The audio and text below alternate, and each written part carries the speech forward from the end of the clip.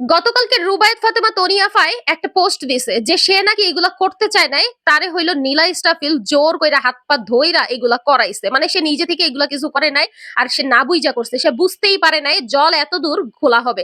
এখন কথা হইলো তনিয়া ফারে কি দেখলে আপনাদের কোনো অ্যাঙ্গেল থেকে মনে হয় যে সে ভাজা মাছ উল্টায় খাইতে পারে না? মানে আরেকজনে কান পড়া দিল, সে সুরসুর সুরসুর কইরা এইসব প্রেস ব্রিফিং করলো, জামাতের আমিরকে নিয়ে সে এত এত কথা বললো। এমন কি তার কত বড় দুঃসাহস, সে জামাতের নিবন্ধন পর্যন্ত বাতিল চায়। মানে যেই জিনিসটা বিগত সরকার মানে হাসিনা পর্যন্ত করতে পারে নাই, সেই জিনিস উনি আসছে নিজে করবে। মানে সে হয়তো নিজেকে শেখ হাসিনার থেকেও বেশি ক্ষমতাবান মনে করে। তনি আফাই যে এত ঘটা কইরা প্রেস ব্রিফিং করছে, সংবাদ সম্মেলন করছে, তনি আফার কি উচিত নাই রিভিউ গুলো একটু দেখা? উনি কি নেটে এখনো ঘাইটা ঘাইটা দেখছে যে পাবলিক ওনারে ডিটারজেন্ট দিয়া কেমনে ধুইছে, কেমনে বাংলা ওয়াশ করছে?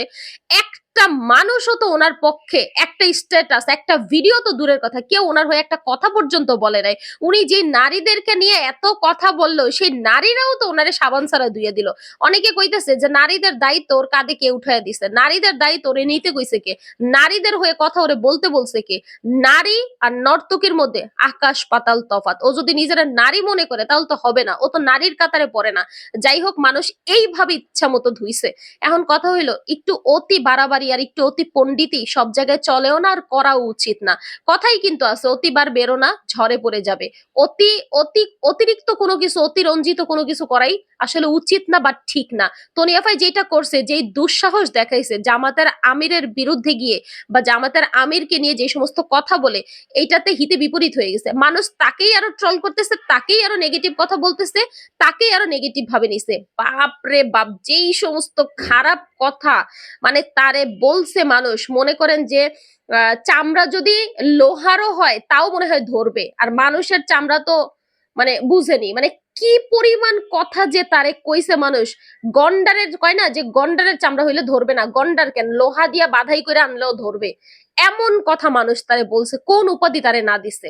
ইস, আল্লাহ মাফ করেন। আমার মনে হইতেছে যে সানবিজ ভাই তনিয়াপুর আসলে শুধরায় যাওয়া উচিত।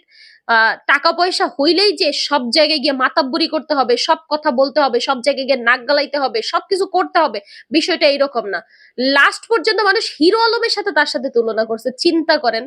মানে তারপরে সে যে প্রেস ব্রিফিংটা করছে, সেটা সেখানে বাংলা উচ্চারণগুলো সে ঠিকঠাক ভাবে করতে পারে না।